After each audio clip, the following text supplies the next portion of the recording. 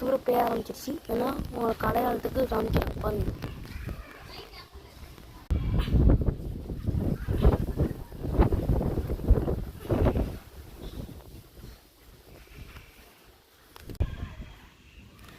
இதை பாருங்கள் எப்படி அடிக்குதுன்னு. சூப்பரான காற்று. கண்டிப்பாக மழை இருக்குது.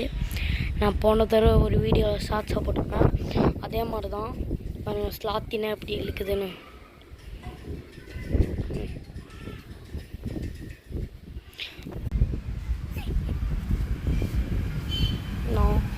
நான் இந்த வீடியோவில் எல்லாத்தையும் எடுத்து போட்டுறேன் பாருங்கள் எப்படி அடிக்குதுன்னு. நெக்ஸ்ட்டு சாஸில் போட தேவையில்லை. நான்